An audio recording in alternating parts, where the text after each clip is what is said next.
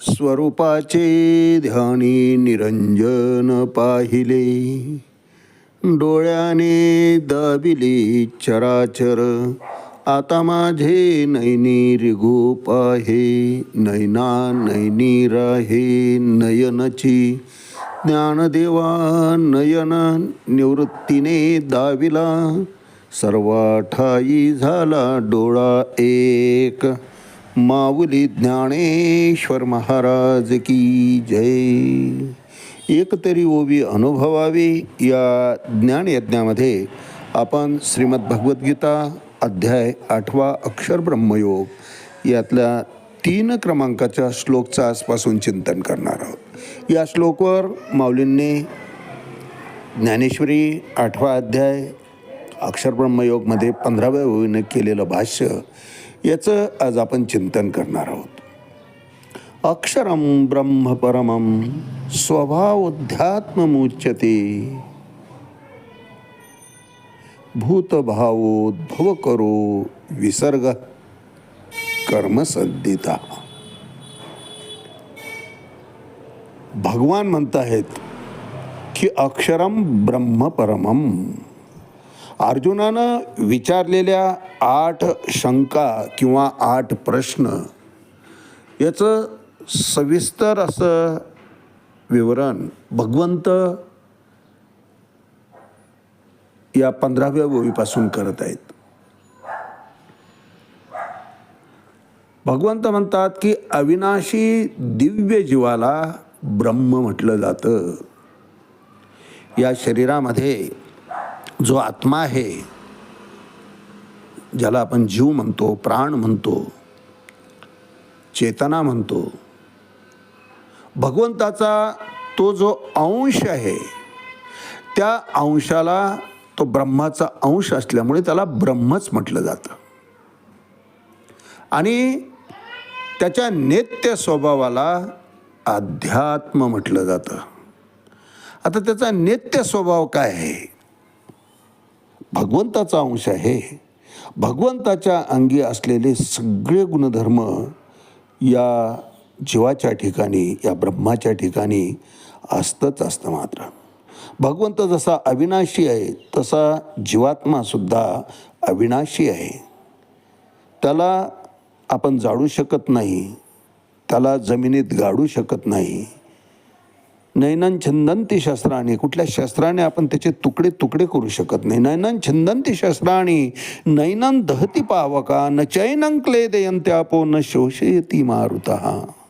अविनाशी तत्व आहे आत्म्याचं, म्हणून त्याला ब्रह्म म्हटलेलं आहे.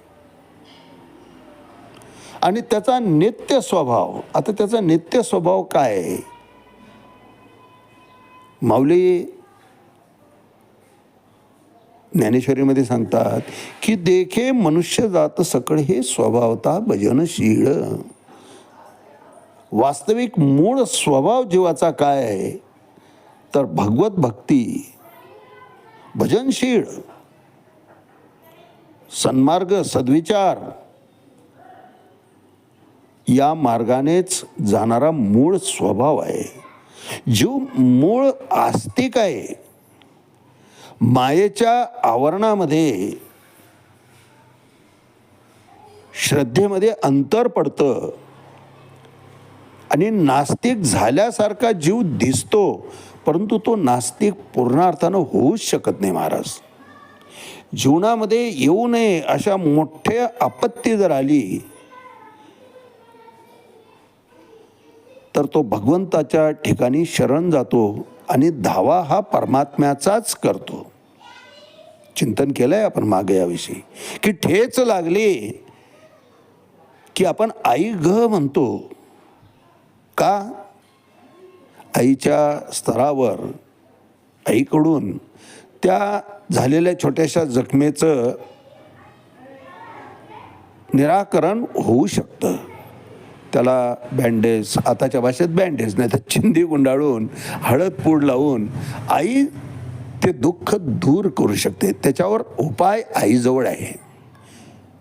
परंतु सर्प जर आला समोर तर आपण आई ग नाही म्हणत महाराज, बाप रे म्हणतो. का? आईमध्ये काठी हातात देऊन सर्पाला मारण्याचं सामर्थ्य नाही महाराज. म्हणून आलेलं संकट जो आहे त्याचा निवारण करता बाप, त्या बापाचा आपण बाप रे धावा करतो. आणि सुनामीसारखं किंवा कोरोना येऊन गेला, कोरोनाच्या इमर्जन्सी वॉर्डमध्ये समजा ॲडमिट केलेलं, त्यातून बरेच जण परत आलेले आहेत. त्यांची मानसिकता जर विचारली की त्या ठिकाणी आई आठवत होती का, बाप आठवत होता का, पत्नी किंवा नवरा आठवत होता का, मुलं आठवत होते का, भाऊ आठवत, कुठले नातलगांची आठवण, मित्रांची आठवण झाली का? नाही महाराज. फक्त एक त्याचाच धावा मनुष्य करत होता आणि तो म्हणजे परमात्मा. देवा तूच वाचवू शकतो. मला या ठिकाणी हेच सांगायचं आहे की संकट ज्या प्रकारचा असेल त्याचा निवारण करण्याचा धावा न शिकवता, विचार न करता आपोआपच मुखातून बाहेर पडत असतो. आई ग, बाप रे, देवा वाचव. हा जो आर्जव आहे हा तो ब्रह्माचा अंश आहे. त्याला सगळं कळतं. आलेलं संकट कोण निवारू शकतं म्हणून विचार न करता त्याच्या मुखातून आई ग, बाप रे, देवा रे सहज बाहेर पडतं माणूस. म्हणून त्या स्वभावाला अध्यात्म असं म्हटलेलं आहे.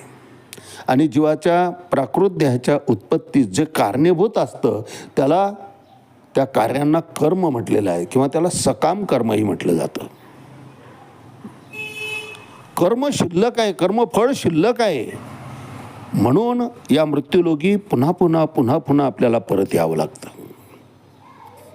अगा कर्मे जे उरावे तई तीही सुखदुःखी फळावे, तया ते भोगावया यावे देह एका. देहाची निर्मितीच मुळात भोग भोगण्यासाठी आहे महाराज.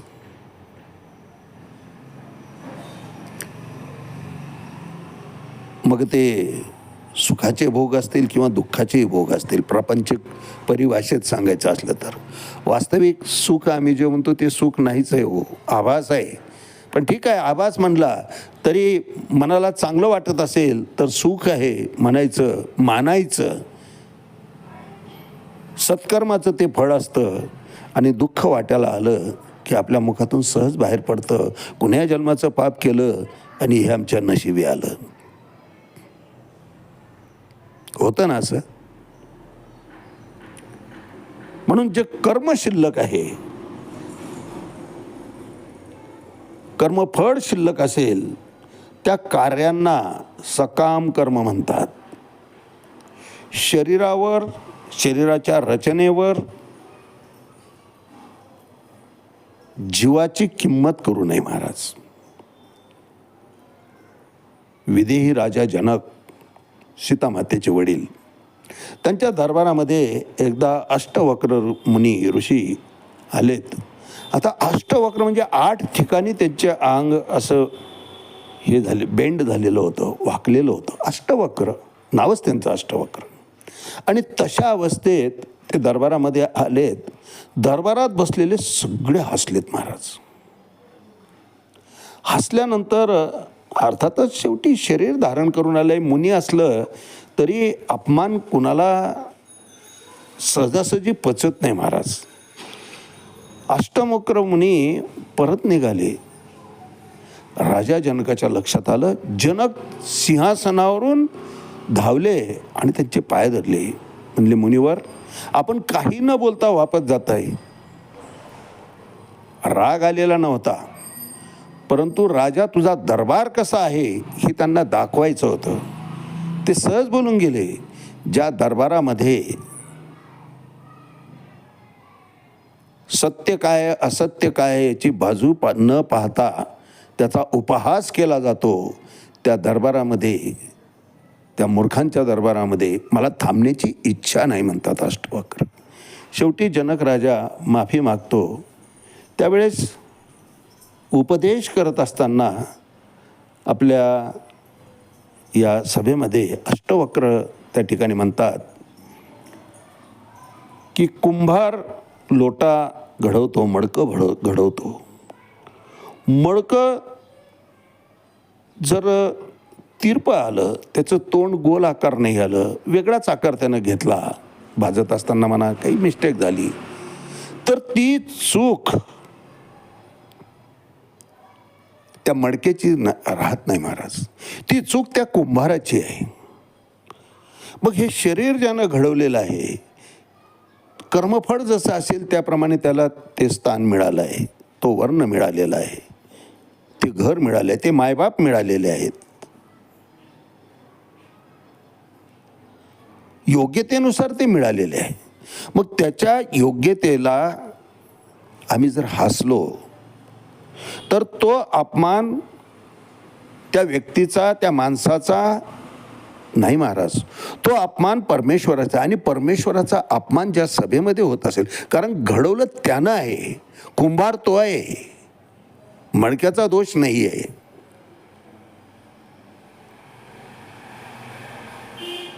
म्हणून दरबारामध्ये परमेश्वराचा अपमान होत असेल तर या ठिकाणी मला थांबण्यात काही स्वारस्य नाही, अष्टवक्र म्हणतात. शेवटी माफी मागून सगळ्या लोकांनी उभं राहून त्यांची क्षमा मागितली, क्षमा याचना केली.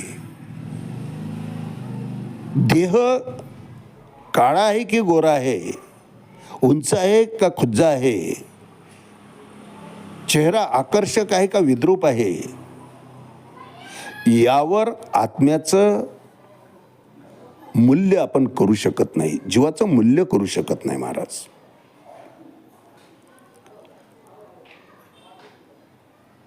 म्हणून कर्मानुसार गती जीवाला प्राप्त झालेली असते.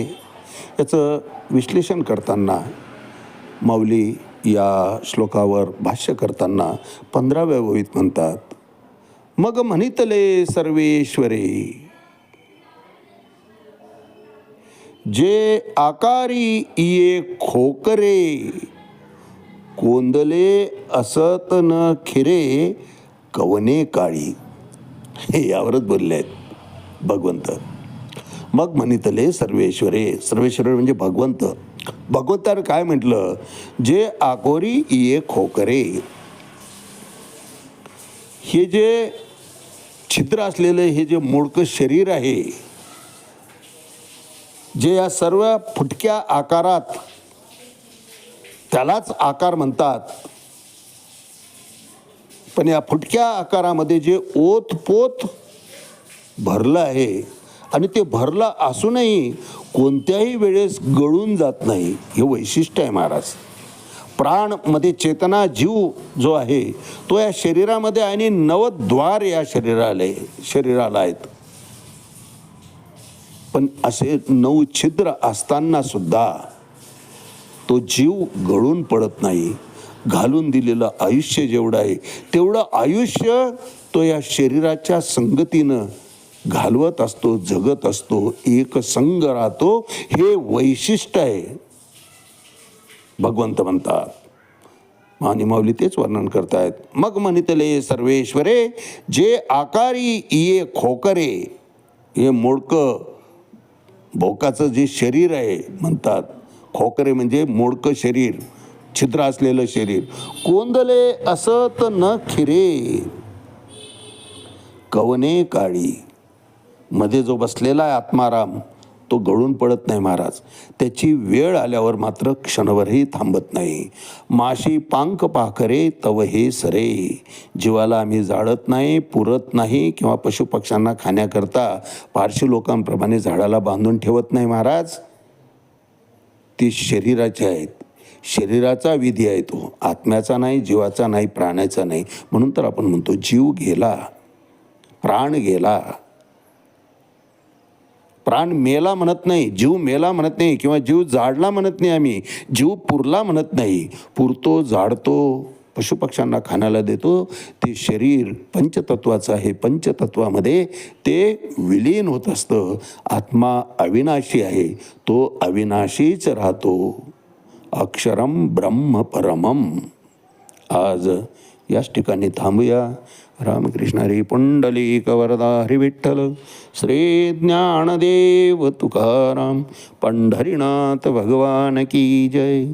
माऊली ज्ञानेश्वर महाराज की जय. जगद्गुरु तुकाराम महाराज की जय. शांती ब्रह्म एकनाथ महाराज की जय. आदि शक्ती मुक्ताबाई की जय.